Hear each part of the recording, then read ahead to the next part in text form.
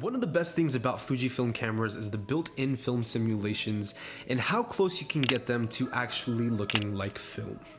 What's going on YouTube, man? Welcome back to yet another King Japes episode, and today we're going to be talking about something that I've been kind of teasing on my Instagram for a while. We're going to be talking about how I achieve my Portra 400 look on my Fujifilm X Pro 2. I'm going to be sharing my recipe, taking you guys through each of the individual settings, and also talking about why I chose that particular setting and how I think it directly translates over into what I interpret Portra 400 to look like. Now folks, if you are new to Fujifilm cameras and just their film simulations in general, this is a great place to start, as Portra 400 is one of the most sought after aesthetics and looks that people often try to replicate. Alright you guys, so before we get started, drop a like down below for this video and also hit that subscribe button because we're going to be dropping some more film recipes in the next couple of weeks. And if you guys drop at least 1,000 likes on this episode, I will be releasing my Kodachrome film recipe, one of my favorites. So without further ado, you guys, let's go ahead and jump into my Fujifilm X Pro 2 Portra 400 recipe.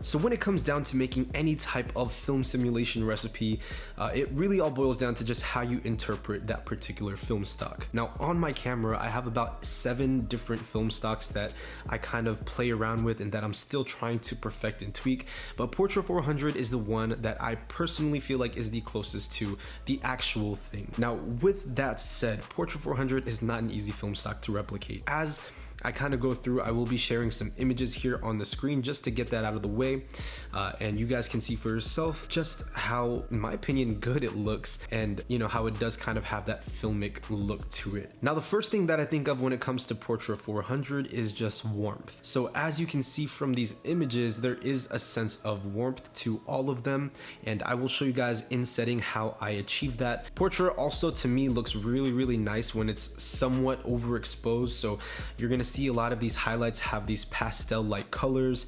All of your super saturated colors should look soft and pastel-like, and that's kind of the look that I'm going for with this recipe, something that can really be drawn out with overexposure. Okay, so if you guys are ready to go, grab your Fujifilm camera and we're gonna walk through each of the individual settings. I'll make sure to go a little bit slow so that you guys can tag along. Okay, so the camera that I am shooting is the Fujifilm X Pro 2. This is gonna work for any camera that has classic chrome. So that right there in itself, folks, if your Fujifilm camera has classic chrome, you can achieve this look. Now, classic chrome is the absolute base for this film simulation. I think that's really where the magic starts. Now, in order to tweak classic chrome, I have done a couple of different things. First and foremost, I've made it into my quick menu built in. So it's one of the presets that I have built into my camera, and every single time I go to C7, which is custom 7, this shows that I am in my Portra 400 recipe. So first and foremost, ladies and gentlemen, we will select the film simulation, which today is classic chrome. Now, Fujifilm describes classic chrome as soft color and enhanced shadow contrast for a calm look.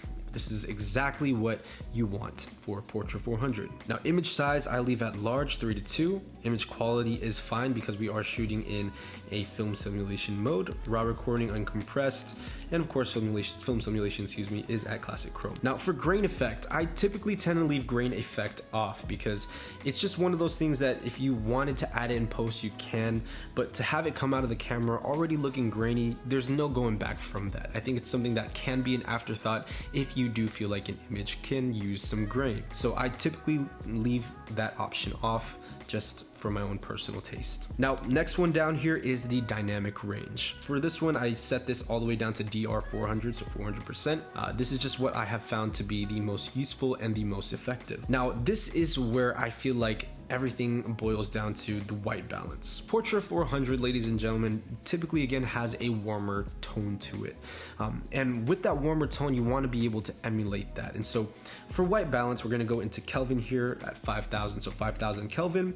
And after you move down to 5,000 Kelvin, go into the white balance shift. Now the white balance shift is something that I play around with a little bit. So if it's a very sunny day outside, typically I'll have this set to red +1, and then for blue I'll go into like -4. -4 for very, very sunny and warm days, because there is a sense of warmness already out in the air. You don't need it to be that orange or kind of red looking. Now if it's a cooler day and you just don't have a lot of natural sunlight around, I'll bump this down to -6 for blues. Just in that setting itself, go ahead and look at what your preset looks like, and you can just tell how warm it looks. And this is a great kind of starting point, and you can adjust this really to your taste. It doesn't have to be followed to the T, but this is really what's going to set this film simulation, or excuse me, film recipe apart. Okay, beautiful.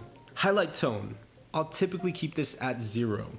Now sometimes I will experiment and put it to +1, but I feel like with the highlights, sometimes I will overexpose it slightly. Now where I do feel like you really need to pay attention is in the shadow. So for shadow tone, I have it set to -2. And just being at -2, it honestly looks really good. Now for color, this is where it shines.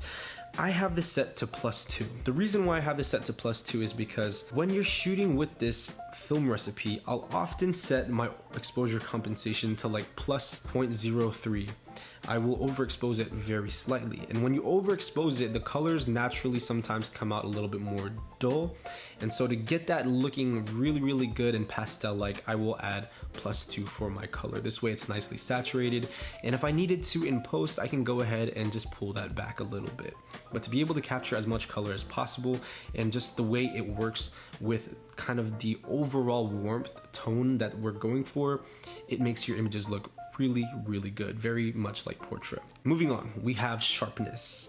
Now sharpness I set to -2 because when you shoot film, not everything is going to look clinical. You just don't want it to look like it came from a digital camera. Now noise reduction, folks, this is going to be at -4. This is very important if you're shooting in low light.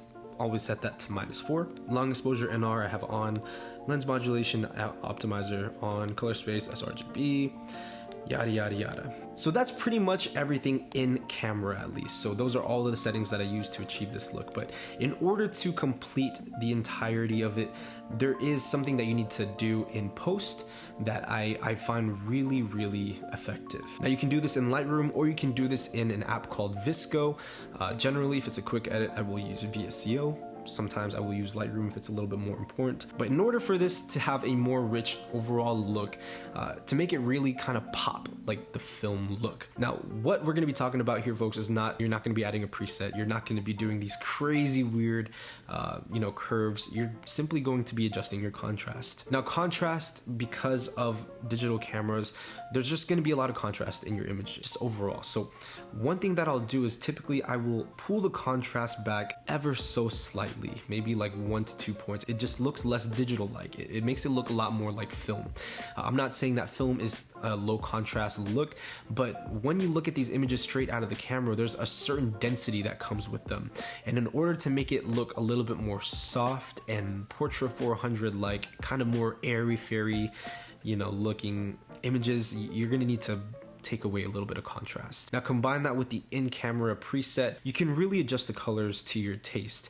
And again, folks, this is just the way I do it. I highly recommend you guys experiment more with this recipe and make it your own, because this is just one recipe and you can pretty much tweak it to however you interpret Portra 400 to be. But ladies and gentlemen, that is my FujiFilm 400 film recipe on the Fuji X cameras. I hope you guys enjoyed this episode. I do have a ton of other FujiFilm simulations and recipes built into my camera that I do want to share with you guys. So if you want to see them, they include like Ilford HP5. I have one for one of my favorite films, Portra 160 VC. I love that one.